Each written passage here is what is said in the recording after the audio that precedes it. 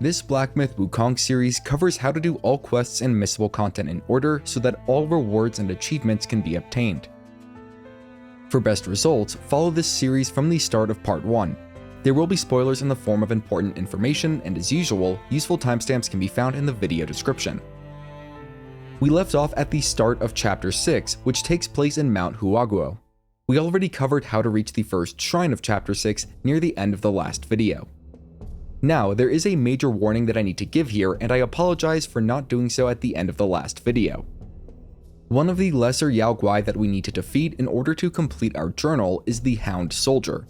To my knowledge, this enemy type will only spawn at the start of Chapter 6, just before the Verdant Path Shrine.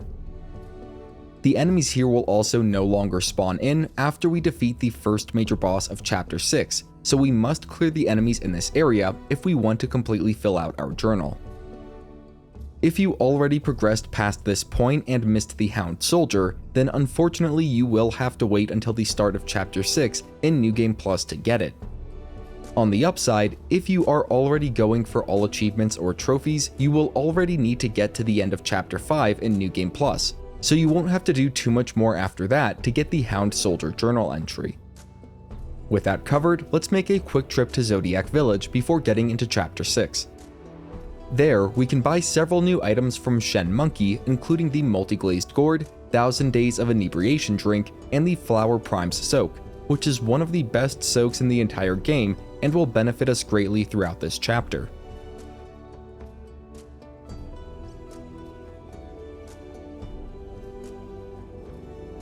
Now let's get into Chapter 6. Starting at the Verdant Path, we will move into the nearby arena to fight our first boss, the Supreme Inspector.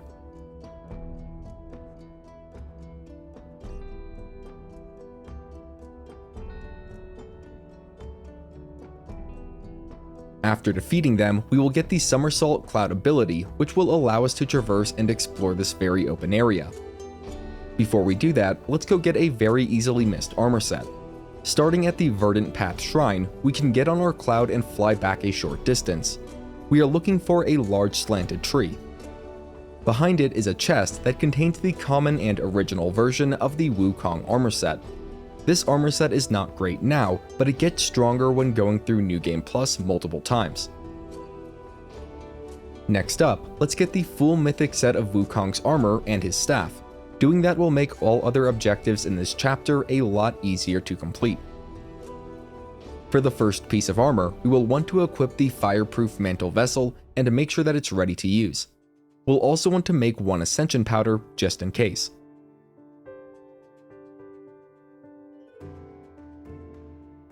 With that, we can move out to the mountain range from the Verdant Path Shrine.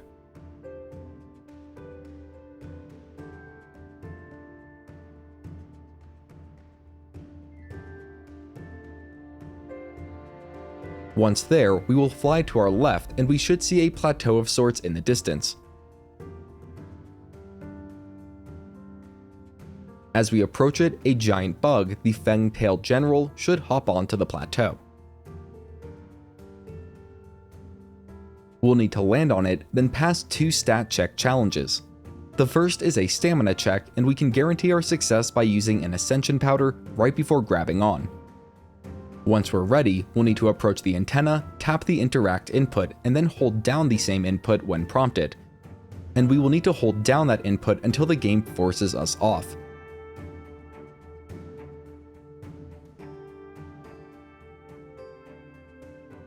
We will then need to repeat the process, but this time it's a health check challenge. However, the damage that we will take is all based on burning, so we can use the Fireproof Mantle Vessel right before grabbing the antenna to pass the challenge without taking any damage at all. After that, and the cutscene that follows, we will be rewarded with the Golden Feng-Tail Crown. We will also be near the next major shrine of this chapter. That is convenient because the next boss that we need to defeat is right next to the Rhino Watch Slope Shrine. The trick to defeating the gold armored Rhino is to break its horn with heavy attacks, then hit it a lot. Once it's defeated, we will get the gold Suozi armor.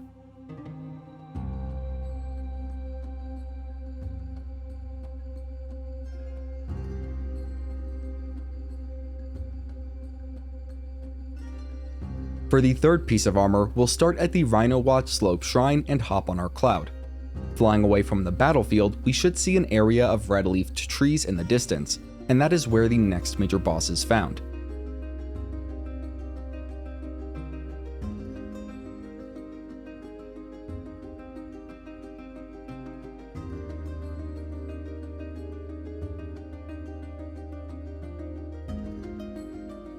The Cloudtreading deer has two phases and health bars.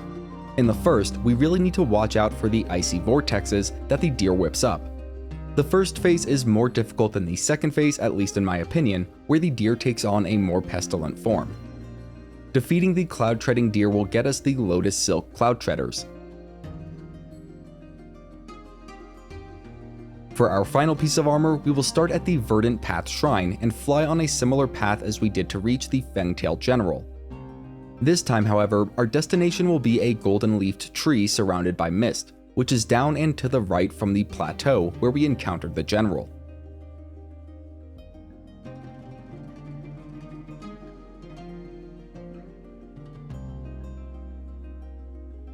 Approaching that tree will trigger a cutscene, followed by a boss fight with the Emerald-armed Mantis. It's a dangerous boss and deals a lot of damage, but fortunately it also has fairly low health. Defeating the Mantis will get us the Dian-Cui Loong-Soaring bracers and set us next to the next shrine.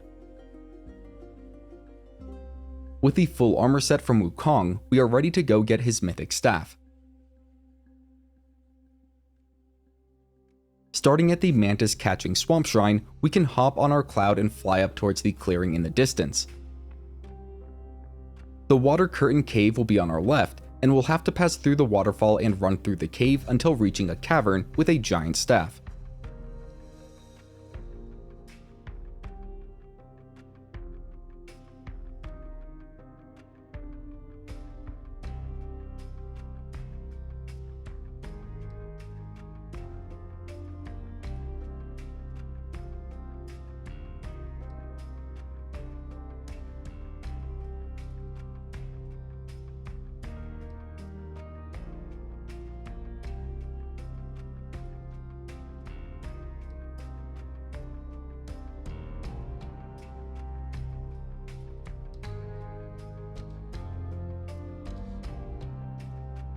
Approaching the giant staff will trigger a cutscene, and following that, we can interact with the now smaller staff to retrieve it. Our reward, the Jingubang Staff, is extremely good and will make all the other challenges in this chapter significantly easier. While we are not going to be moving past the next shrine until we are ready to beat the game, we should still go discover it before leaving.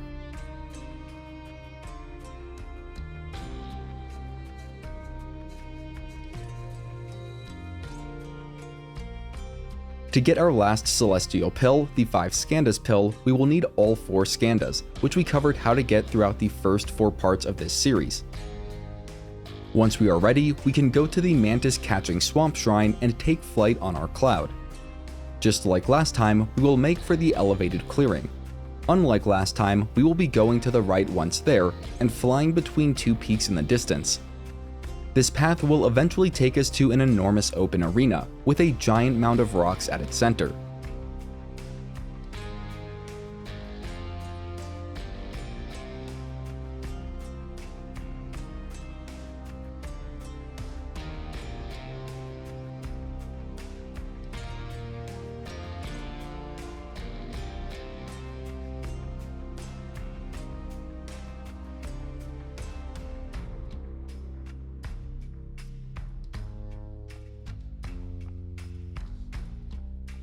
We want to stay near the ground as we approach and hop off our cloud before we are forced off. The trick to defeating the giant Shigandang is to just stay close enough to trigger its attacks, but not so close that we are in danger of getting hit by them. The left arm of the Shigandang, which is on our right, is loaded with glowing blue gems. Every so often, the Shigandang will leave that arm embedded in the ground for some time. All we need to do then is whack those blue gems and break all of them. Doing that will lead to an immediate victory. We will want to make sure that we run and dodge away as soon as the Shigandang is defeated, as we will likely be crushed if we don't.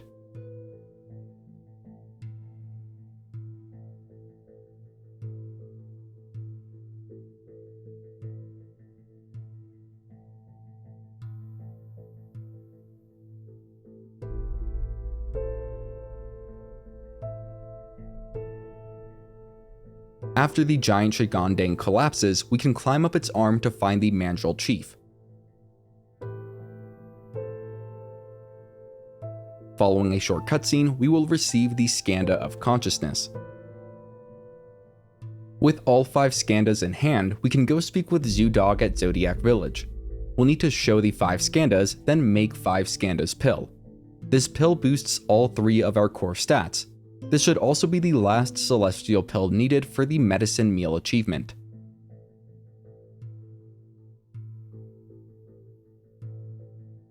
Next up, let's cover all remaining Yaoguai chiefs.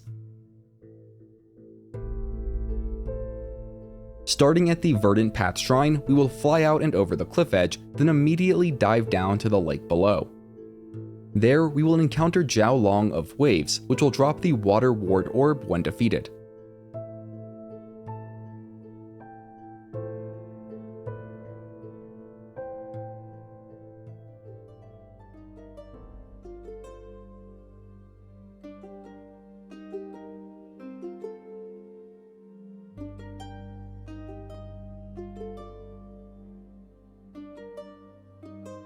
For the next 2 chiefs, we can start at the Rhino Watch Slope Shrine. Flying over the cliff edge, we will go down and to the right to find a small dirt arena. There, we will need to face off with Lang-Baw-Baw, a rock-type frog boss. This is the final frog boss that we need to defeat.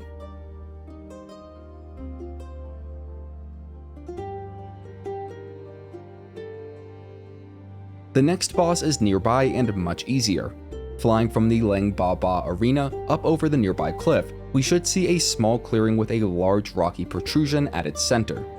This is just one of several poison chief bosses that are scattered throughout this zone. That said, we only need to defeat one of them to get the journal entry.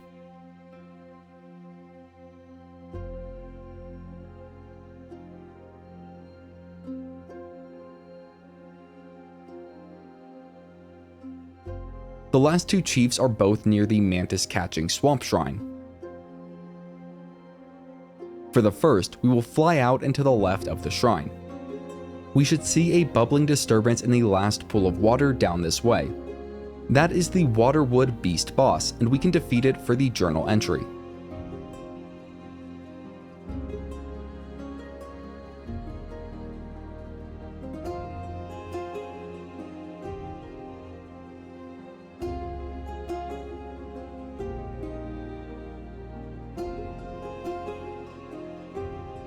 Last but not least, we will start at the Mantis Catching Swamp Shrine and fly up towards the Water Curtain Cave. This time though, we will move far right from the cave. We should see the Son of Stone sitting on the ledge of this elevated area, and we can defeat it for our final Yaoguai Chief journal entry.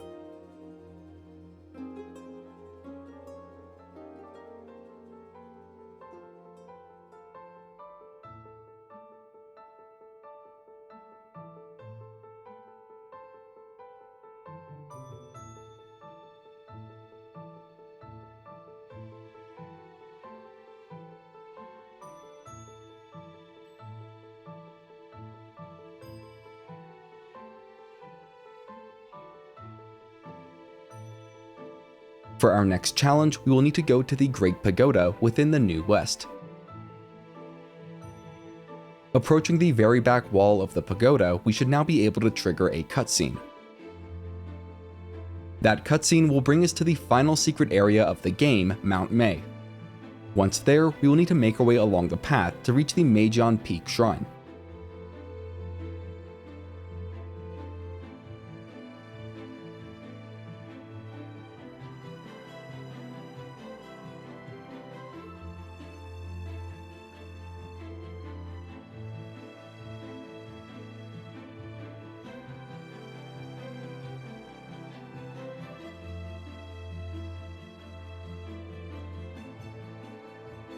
The boss that we are about to fight is what many consider to be the most difficult boss in the game.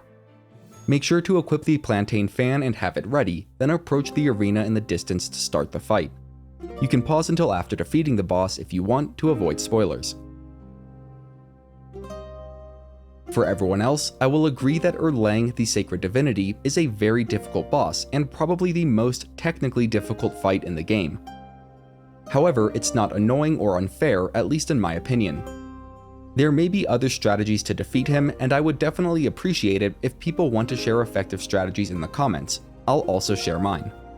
First, we want to immediately use the Plaintain fan vessel at the start of the fight. This will break through Erlang's shield bar and stop his pesky Dark Hound. At that point, it's really just a matter of learning his various attack patterns and getting good enough at dodging them to survive. Even though I'm using a Spellbinder build, I still don't activate it. Instead, I held off on using mana-consuming moves and continued to attack Erlang until I regenerated the Plaintain fan vessel again. After using it once more, then I activated Spellbinder and did my best to defeat Erlang. I'll let the rest of this play out and know that this is the only real challenge of the fight. There is a second phase to this fight though, which I will talk about more briefly, but you'll want to pause before that starts to avoid spoilers.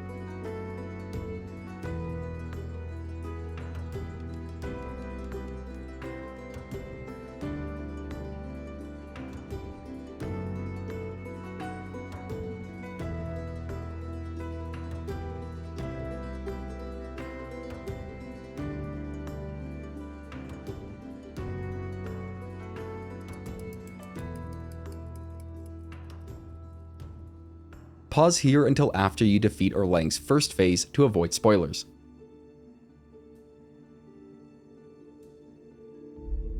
After getting past Erlang's first phase and the cutscene that follows, we will be put into a battle of titans. This phase is actually pretty easy and there is very little risk of losing, but it's also very cinematic. All we really need to do to win is use light attacks and rock solid to build up focus. We can then use our Earth Shatter Slam heavy attack to deal massive damage and regenerate a ton of health. We will need to do this against the 4 Heavenly Kings, and then following that against Erlang Shen. The second phase is a little more tricky and dangerous, but it is still nothing compared to the first phase of the fight. From what I've heard, if you somehow lose in this phase, you can just skip straight to it after respawning. I was not willing to test that theory out myself, but if anyone can confirm it in the comments, I would definitely appreciate it. Following this fight, we will get the Azure Dome transformation spell, which also comes with a really great passive in our skill tree, and I recommend investing points into it. We will also get some rare materials and the tri-point double-edged spear. Defeating this boss is also what unlocks the game's true ending. With that, we are ready to head towards the final boss of the game.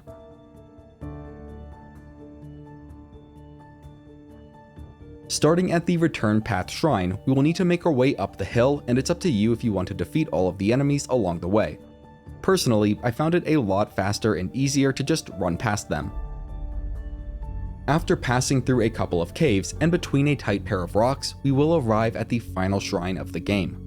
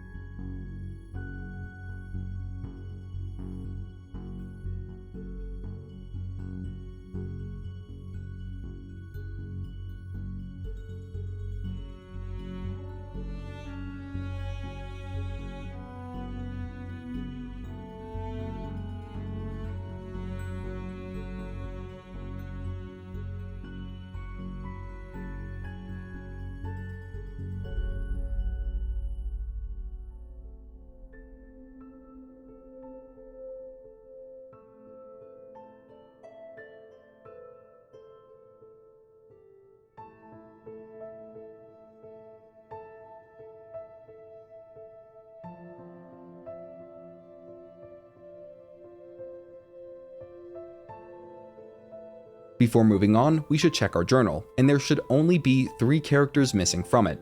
Everything else should be completely filled out at this point.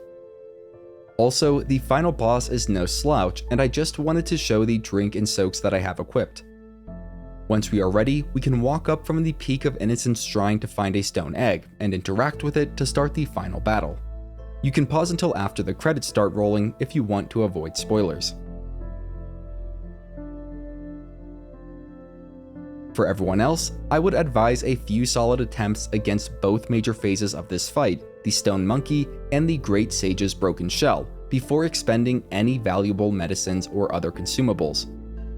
Once you've got a decent grip on the fight's mechanics, the Soul Remigration Pill and Long Aura Amplification Pellets can both provide a much needed boost. Aside from that, I'll let the rest of the fight play out.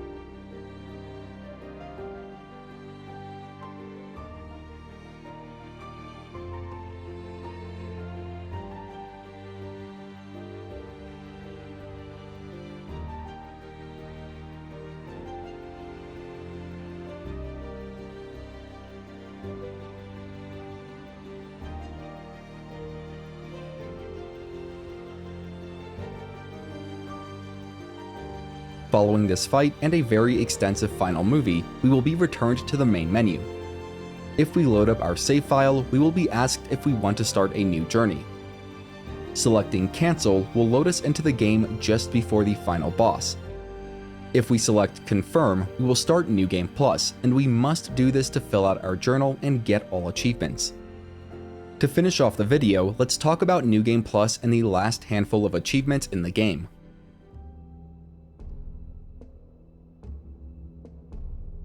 Once we get through the opening sequence, we can open the menu and activate the final relic, which is the Freed Mind. Also, as we progress through the first and second New Game Plus, we will be able to completely activate all bonuses for each of our relics, though this is not needed for any achievement. We should also gain access to the life-saving Strand passive spell, which is fantastic for a Spellbinder build. Next, if we go to our journal, we should have all entries unlocked, which will unlock the Portraits Perfected achievement. The last entry to be unlocked is for Yuan, and it's only unlocked after all other entries are completed. Once we reach Shen Monkey in Chapter 1, and assuming that we have all journal entries filled out, we will be able to buy the Qing-Tian Gourd, which is the last Gourd of the game. We should also be able to buy what is very likely our last soak, Guanyin's Willow Leaf. Finally, once we reach Zoo Dog in the Tiger Temple Cellar, which is in Chapter 2, we can purchase our final formula for the Soul Remigration Pill. Now, let's go over the final achievements, which require us to complete several collections. First, for the Mantled with Might achievement, we will need to collect all non-DLC armor in the game. If you've been following this guide, you should either have or know how to get all random chance drop or special condition pieces of armor in the game. All that then remains is crafting the remaining armor sets as you make your way through New Game Plus. The final armor set to be complete will likely be the Bull King set, which can be fully crafted after getting 4 Bull King's Iron Horns in the Bishui Cave location of Chapter 5 in New Game Plus. I'm also quickly going through and showing all pieces of armor in the game here, and keep in mind that some of these armor pieces have been upgraded. Next, for the Staffs and Spears achievements, we will need to collect all weapons in the game. This includes the 3 New Game Plus staffs, which are the Storm Flash Long Staff, Dark Iron Staff, and my personal favorite, the Adept Spine Shooting Fuban Staff.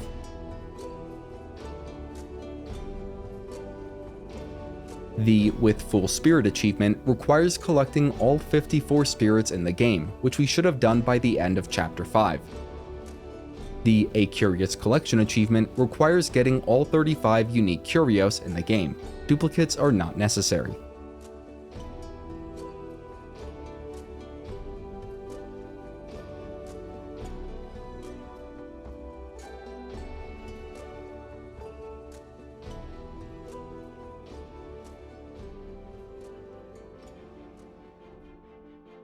Getting all 10 gourds will unlock the Gourds Gathered achievement. For the Brews and Barrels achievement, we need to get all 9 drinks, and for the Brewer's Bounty achievement, we will need all 27 unique soaks.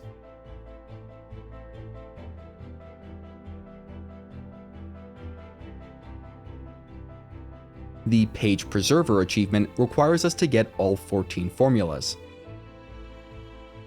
Last but not least, the Final Fulfillment achievement is awarded for unlocking all other achievements in the game. Thank you all so much for joining me on this journey through Black Myth Wukong. This is definitely my favorite full game release of 2024 so far. If this series does well enough, I plan to cover the upcoming Wukong DLC with a similar style of video. If you have any issues or questions, you can reach out to me in the comments, where I will do my best to help. If you want to see more great content, you can head over to my channel, and if you're new, consider subscribing. You're helping me feed my cat. Her name's Marshmallow. Have a great day. If you're here today, have a great Saturday and a great weekend. And as always, thanks for watching.